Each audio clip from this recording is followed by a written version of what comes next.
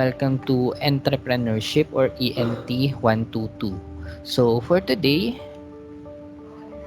we will proceed with the module number 3, which is all about generating ideas, harnessing logic, and creativity. So at the end of this module, you are expected to identify the various sources of ideas for entrepreneurial ventures. So in this topic, after this topic, malalaman ninyo kung ano ba yung mga maaari ninyong pagkuhanan ng inyong mga idea kapag sakaling pumasok kayo into business. Then discuss alternative methods for generating ideas for a new venture. So ano pa yung ibang alternative? Then aside from that, you are also expected to discuss or to learn about the emerging trends that could be the source of new venture ideas, and also to explain the factors that contribute to creative thinking.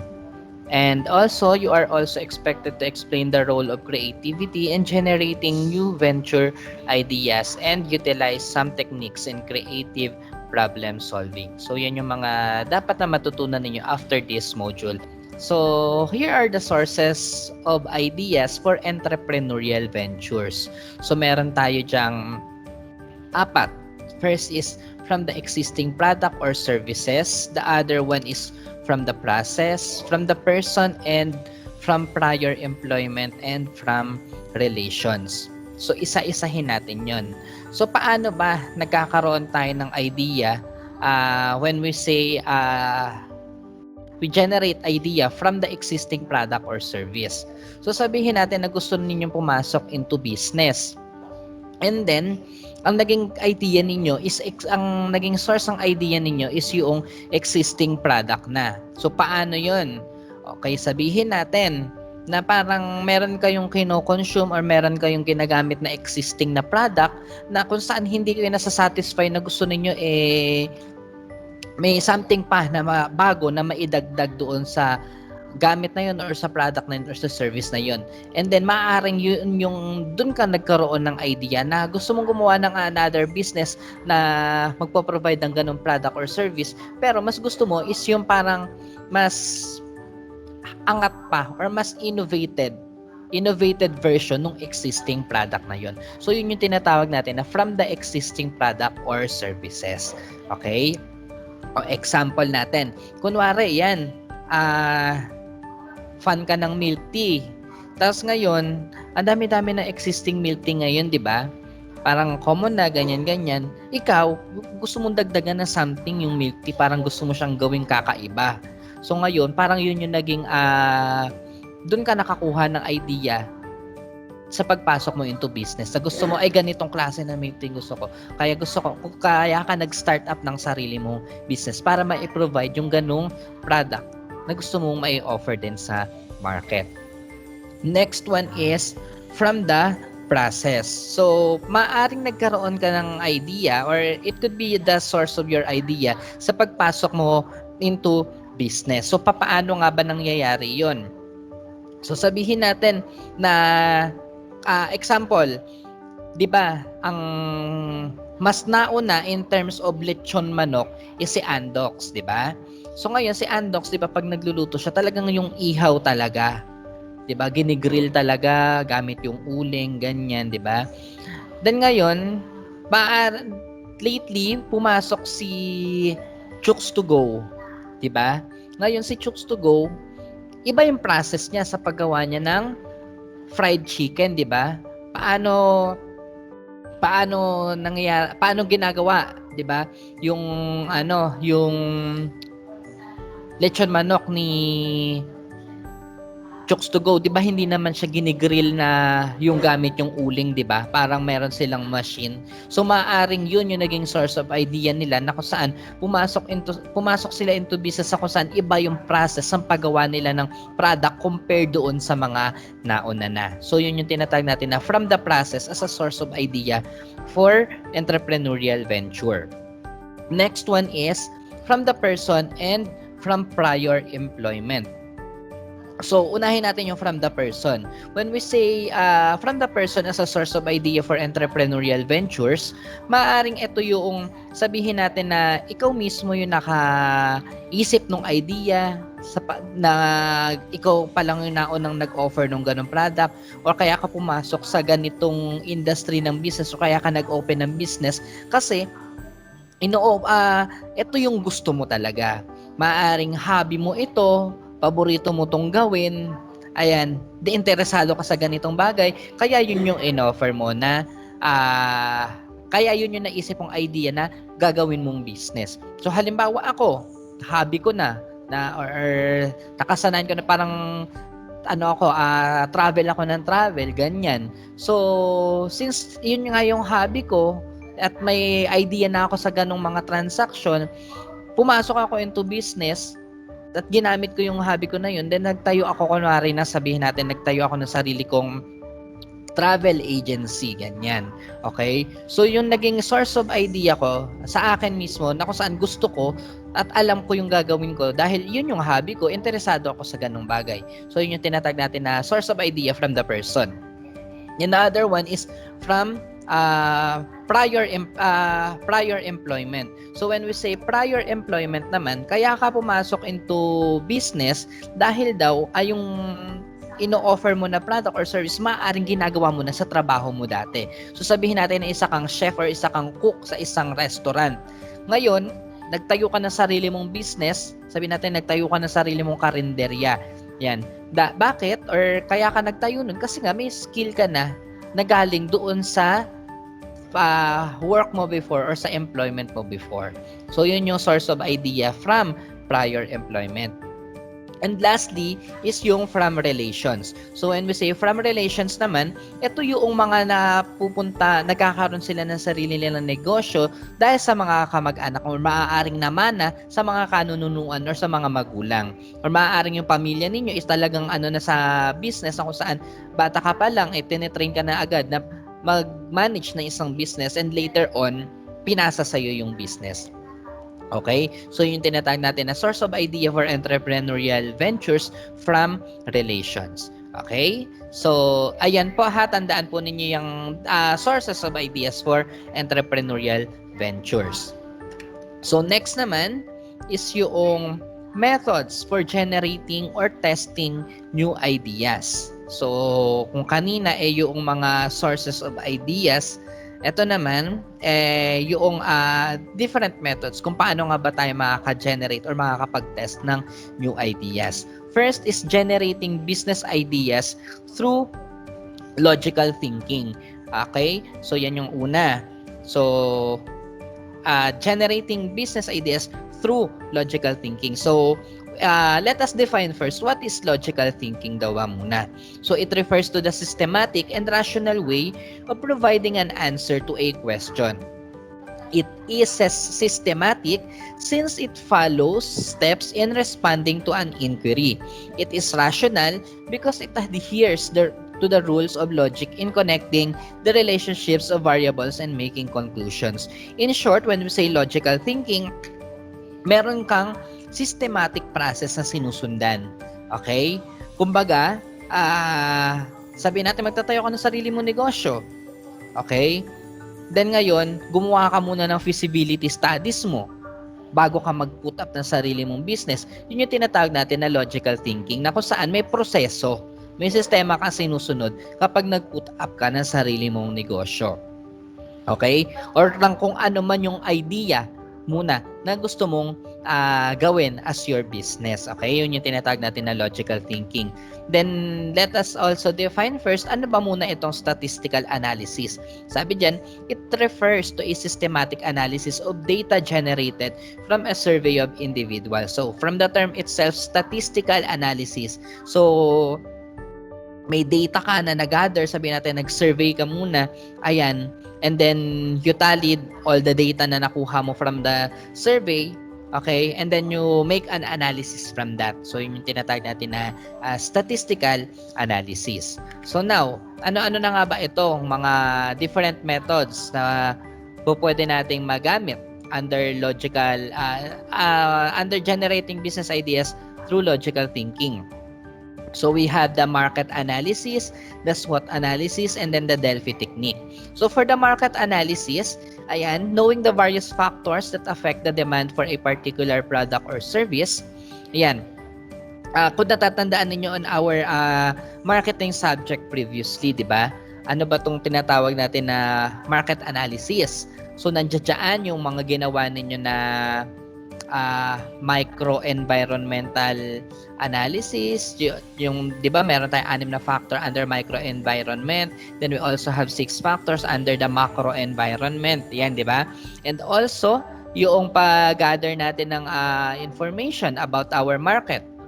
Kung natatandaan niyo sa inyong marketing plan, di ba? Meron tayo doon yung market size, market trends, market needs. Ayan, part yan ng market analysis. Okay? So, yun po yung ginagawa doon. And also, the SWOT analysis. So, you should be familiar with this already na.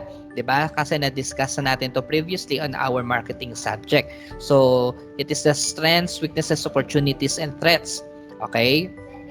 So, yan. Part yan ng pag-generate ng idea or ng business idea through logical thinking. Again, it follows a systems and then process. Okay? So, ayan. Yan yung mga methods. Okay? And then the other one is the Delphi technique. So, it is a systematic way of generating ideas from selecting group of individuals using various rounds of consultation or session.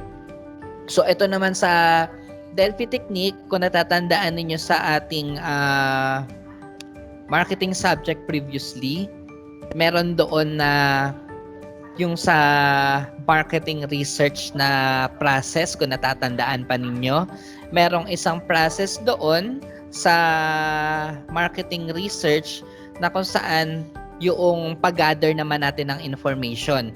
'Di ba? Meron tayong quantitative tsaka para quantitative and then qualitative, 'di ba?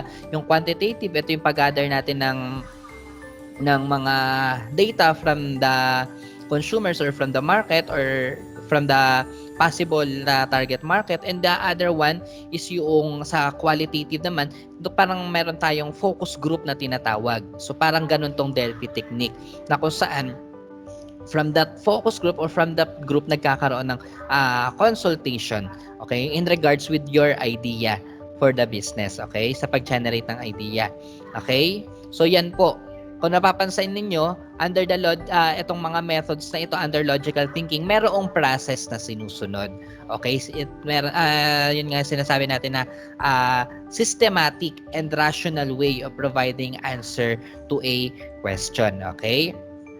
Next naman is yung generating ideas through creative thinking. So we have five methods under this category sa pag-generate ng idea through creative thinking. First is the brainstorming. So when we say brainstorming, it refers to an unstructured discussion of group to elicit ideas. Since this process is unstructured, the facilitator and the participants should entertain all ideas coming from the participants, even those that are illogical and out of this world. After a fixed period of discussion, the various ideas are processed and synthesized to come out with an answer to the question posed at the start of the brainstorming session. Kadalasan ganito yung ginagawa ninyo, 'di ba? So, 'di ba kapag halimbawa meron kayong mga group activities or meron kayong project na kailangan gawin, 'di ba kadalasan ganito yung ginagawa ninyo, nagbe-brainstorming kayo. You generate ideas from everyone or from the members of the group, and then you list them down, okay? And then iisa-isahan niyo 'yon, okay?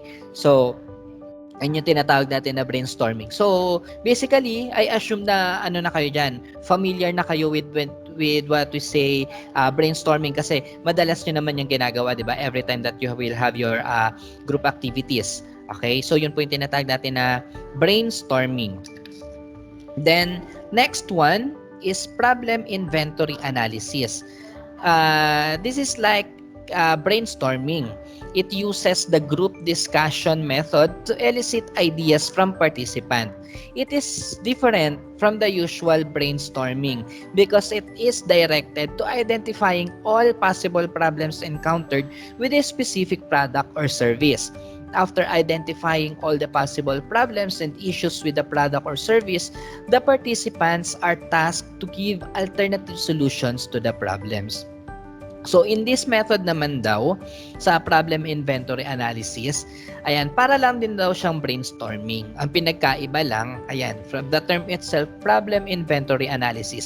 Ang tinitingnan dito is hindi lang basta idea, kung ano yung ang tinitingnan naman dito or yung mga binibigay dito or yung mga pinag-uusapan in this method is kung ano-ano ba yung mga possible problems sa maaaring ma-encounter kapag ganitong klaseng idea or ganitong klaseng business yung gusto ninyong i-open. Okay?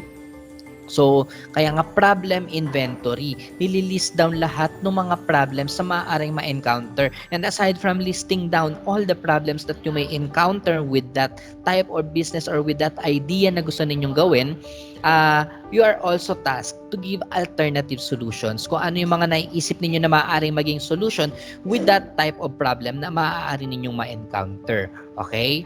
So, yan po yung problem inventory analysis. Okay? Then the other one is free association method. Is another technique used in discovering business ideas. It is a method that has been used in psychology to elicit the unconscious thoughts of individuals by expressing their thoughts associated with the words and ideas given by the therapist. So, paano ba itong nangyayaring free association method? So, sabihin natin, in this method, ang nagiging process kasi is, magbibigay ka lang ng word. Okay? Pag nagbigay ka na ng word, any idea na maiisip mo na maaari mong i-connect with that word. Okay? Yun yung way na pag-generate ng idea.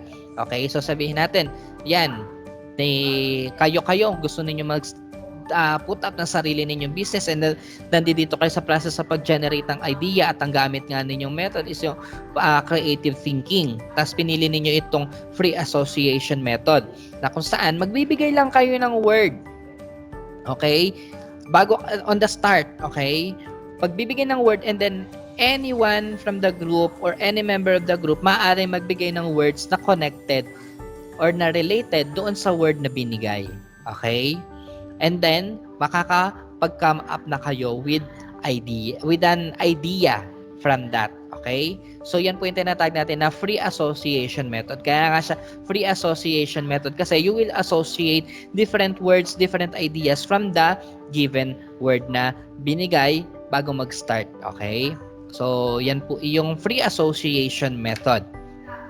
So, under free association method, ayan, ginagamit natin dyan yung checklist method wherein listing all possible that ideas can be connected to, reprocessed, and associated. For example, yung Alex Osborne's scamper nga daw, yung substitute, combine, adapt, magnify, put to other use, eliminate, and then rearrange. So, yan, sa checklist method yun, as simple as listing down lang all the ideas, okay, na binibigay na related dun sa word na binigay at the start. Okay? So, yan po yung checklist method. Ayan. Checklist lang naman. And then, now, let's proceed with the generating ideas through trends in business environment. So, ano naman itong generating ideas through trends in business environment. First is the bargaining powers of competitors and suppliers. So, maaari daw na naging idea mo sa pag-create nga ng business is yung through business environment. So, ano-ano ba yon? Una nga daw dyan is yung bargaining powers of competitors and suppliers na kung saan ang trend is ganito ang presyuhan. Okay? In short, kung natatandaan niyo sa ating tawag dito, sa ating marketing previously, yung cost leadership, yon. Okay? Na kung saan nag-venture ka into business, existing na yung product, pero ang gusto mo mangyari, ikaw yung mababa or pinakamababa ang presyo na i-offer sa ganong klase ng produkto or service. Okay? So, yan po iyon. Next naman is yung major shifts in government involvement in business. Okay? So, eto naman daw, kaya ka pumasok into, ang nakuha mong idea dito is dahil merong bagong regulation kaya ka pumasok into business.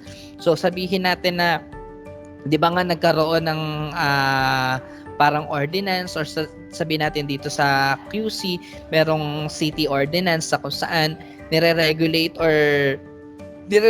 yung pag-use or paggamit ng plastic sa mga groceries, sa mga convenience stores.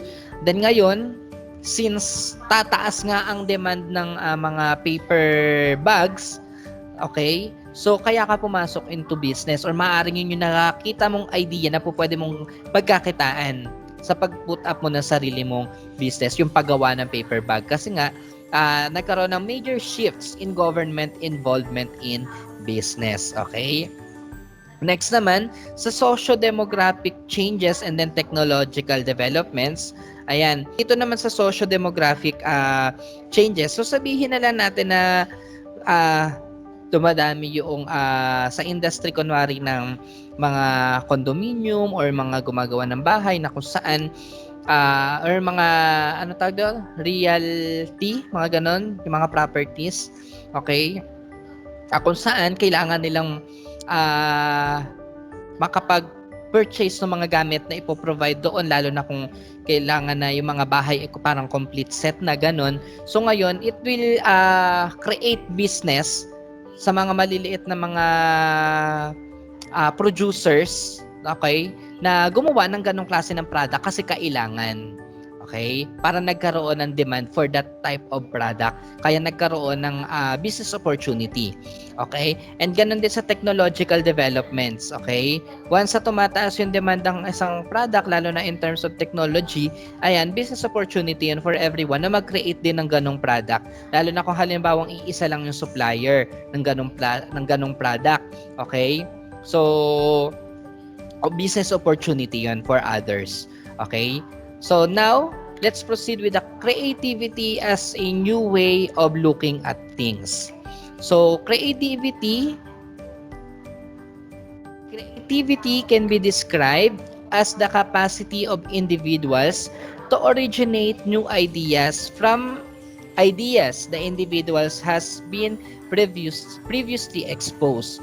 The birth of a new idea is done by connecting an idea with other ideas and transforming these connections. There are many ways of connecting these ideas.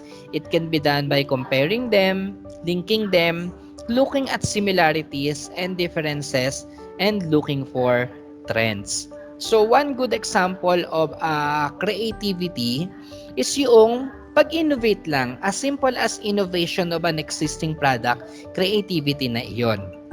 Okay? Well, kung halimbawa meron na existing product and you add something on that, then yung nakapag-produce ka na ng new product, so that's already a creativity. Okay? Sabi nga yan, ayan, to originate new ideas from ideas na the individual has been previously exposed. Okay? So, yun po yun.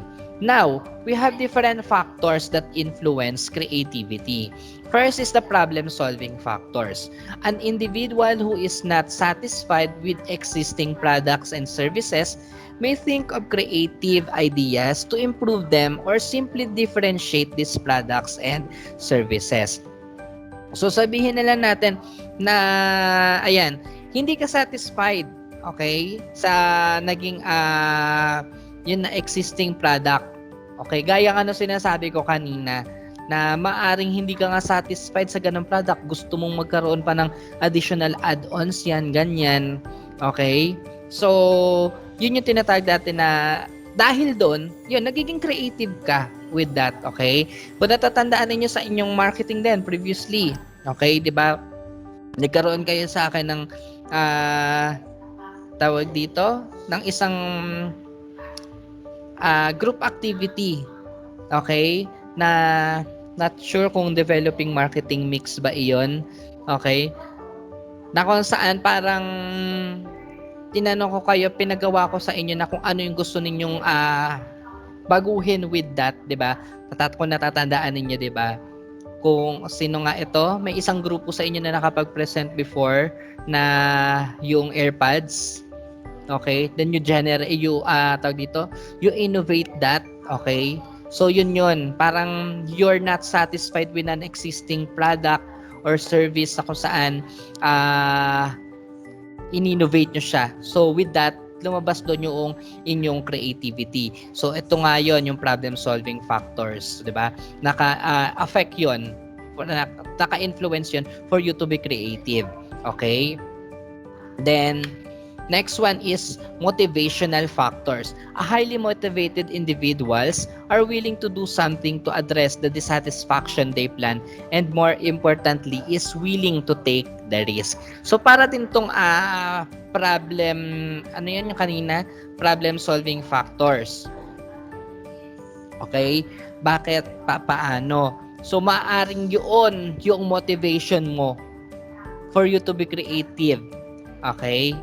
'Di ba? Parang kaya do sa problem solving is nakita mo na parang may problem with that, okay, with an existing product. So for the motivational factors, maaring yun yung risk. Parang yun yung motivation mo kaya ka naging creative or kaya ka nag-venture into business, okay? Then kaya doon lumabas yung iyong pagiging creative. Then next one is situational factors. A creative person is an action person since they know how to implement their plan. Creativity surfaces when eagerness to implement a plan is tempered by ability of an individual to convince others to cooperate with them in implementing the plan. So dito naman sa situational factors, maybe there are some instances or maybe there are some situations na kung saan hindi naging maganda yung experience niyo with a particular service.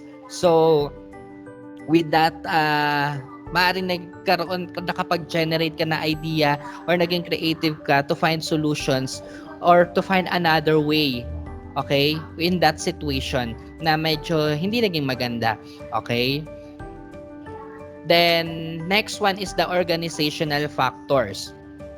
So, it includes among others, management support, risk-taking, incentives, flexible rules, degrees of freedom, and positive evaluation. An organization with foresight, and that is forward-looking, can attract creative individuals since it has an appetite for risk than a company that emphasizes short-term profits. Okay? So dito naman, paano ka nga ba nagiging creative? Through organizational factors. Okay? So maaaring yun nga through the management support. Okay? Paanong management support? Sabihin natin through training, seminars, ayan. And then risk-taking incentives. So maaring yun. In short, maaring within the organizations lang yung naging reason for you to be creative in generating your idea. Okay? So, yun po yung mga factors that influence creativity. Okay? Now, we will proceed with the creative problem solving. Okay? Now, so creative problem solving or CPS is a procedure of answering a problem with mechanisms and techniques incorporating creativity. Scientific method is also a procedure in answering a problem with the use of rational thinking. However, the solution under CPS or creative problem solving may not be as clear-cut as in solving problem using a scientific method. So, ayan, baka naguguluhan na kayo ha, kasi sinasabi natin kanina sa logical thinking, meron daw process, rational, yung sa pag-generate na idea, yan yung tinatawag natin kanina na logical thinking, di ba? Sinasabi na rational and then logical, then may process or may sinusunod na steps. Tapos ngayon makikita ninyo dito sa creative problem, meron ding magiging process, di ba? So, or merong procedure. Okay? So, wag po kayo maguluhan. So, though meron ngang process or merong procedure, Pero hindi nga daw ganun ka dito, hindi ganun ka clear yung nagiging output under the creative problem solving. Unlike kay dun sa logical thinking talaga, 'di ba? Na kung saan may specific process talaga. Okay, na magiging maganda talaga yung magiging output. Okay? So ano-ano ba itong tinatawag natin na procedure dito under creative problem solving? So the following 6 steps are followed in Osborne-Parnes model. They look very simple and easy to do, but each stage requires various creative process. Okay? So the first one is setting the objective. This involves the identification of an objective that an individual wishes to achieve. This stage can become cumbersome since the individual has to differentiate an objective from a variety of goals, challenges, issues, and problems. Such differentiation may involve creative processes. So, ayan, you need to be creative in creating your objective or in setting your objective, di ba? Okay? So, lahat naman ng nagiging process, syempre may objective. But this time, in setting your objective, you must be creative. Okay? Kaya nga siya tinatawag natin na creative process. Ayan. Ayun, each stage requires creative process. So, 'di ba gumawa kayo ng objective ninyo nung gumawa kayo ng marketing plan ninyo. So, basically, most of you ang naging dito pag-create niyo ng inyong objective as simple as kung ano lang talaga yung kailangan. Okay? So, this time, kapag ginamit niyo ito, kailangan merong creativity sa pag-create ninyo ng objective. The next is revisiting the objective. This stage involves the search for studies, reports, analysis, and papers related to objective set. So, ayan, the review of studies should focus on how they link the poor and other forms. Okay, anyway, ayan, so sa revisiting the objective, ayan, from the term itself, babalikan lang ninyo yung inyong objective. Okay? And then the next one is yung identifying the problem. Based on the objective set and review of related studies, the individual has a clearer view in what problem to pursue. This process, as mentioned earlier, may involve divergent thinking processes in seeking the possible issues, challenges, problems that may emerge from the objective set. So kung natatandaan niyo kanina sa generating ideas through creative thinking, 'di ba? Isa doon yung tinatawag natin na problem inventory analysis. Okay? So maaaring pumasok 'yun dito kasi you are identifying problem. Okay? And aside from identifying problems, you are also tasked to give solutions with that particular problems. And then, ayan, kadugtong na siya. Looking for a solution. Once the problem has been identified, another series of divergent thinking of generating ideas for the solution of the problem is needed. So, when you think of the problems or when you identify of the problems, okay, you have to be creative in looking for a solution with the possible problems that you might encounter. Okay? And lastly is hindi pa pala siya last. Ayan, selecting a solution. Once enough options are given from the divergent thinking process, a convergent evaluation process of weighing the significance, relevance, and feasibility of these options is undertaken. So, kumbaga kanina, na-list down nyo na lahat ng mga possible problems and then you give a solution with that. Ngayon, parang mag-shortlist kayo ng mga solutions. Okay, mga possible solutions. And then, you have to select kung alin talaga doon yung pinaka possible or pinakamaring sabihin natin pinaka-effective. And then lastly is accepting the solution. So in our chosen problem, we have selected a solution. So yun lang po yung tinatawag natin na creative problem solving or yung CPS na procedure. Okay? And that ends our module number 3.